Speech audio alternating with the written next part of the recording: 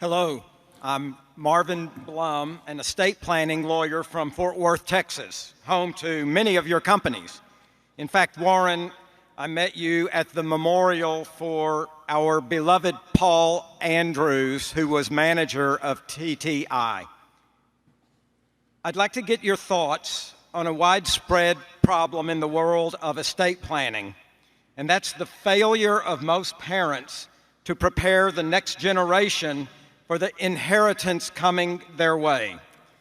In particular, if the estate includes a family business, most parents fail to do business succession planning to plan for who'll run the business on the day when, not if, the founder is no longer there to run it.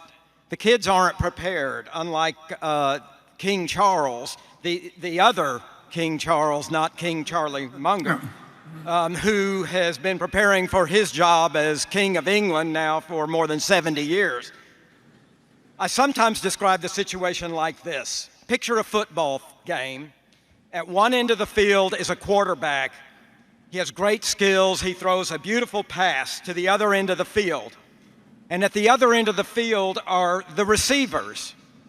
They've never been to a practice. They don't know the rules of the game. They don't know how to work together as a team. They're clueless. So the quarterback is the patriarch and the matriarch.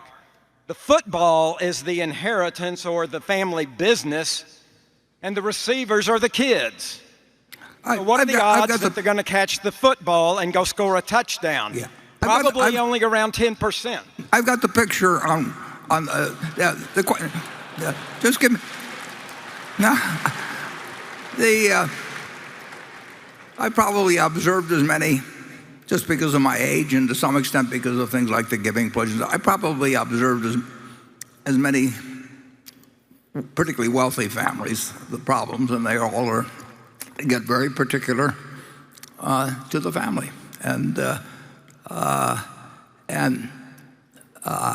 in my family, I do not sign a will until my 3 children have read it, understand it, and made suggestions.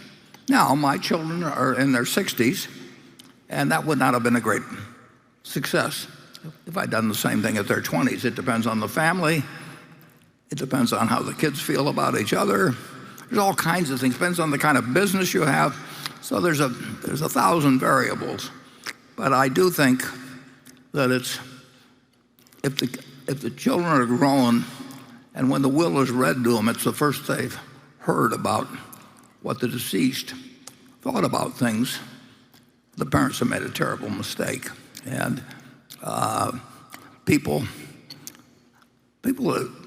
well, I've run into all kinds of situations, and some people don't tell their children anything, and some of them try and get them to bend to their will by using their own personal will. They make a million mistakes. And that's one you don't get to correct.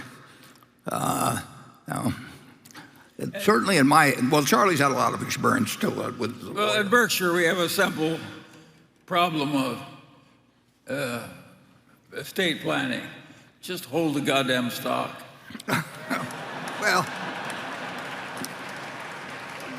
but that doesn't fit everybody, Charlie. I mean, No, it only fits 95%. I don't think it necessarily. I don't know necessarily whether if you have billions of dollars, you want to leave it to all your children. I mean, that's something. Well, that's another question. But if you're going to place it somewhere, I just as soon as Berkshire stock is. Yeah.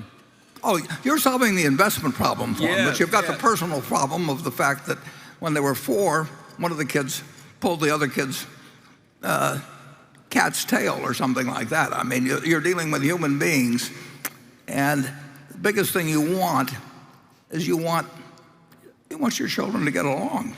I mean, you want that all through your life. Yeah. And the estate isn't the only place where you can mess that up, but it's a place where it's a very easy.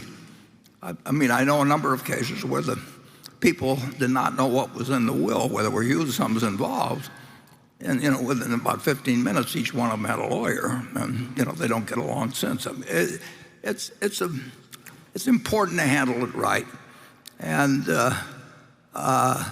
It's important if you want your kids to have a certain values, it's important that you live those values.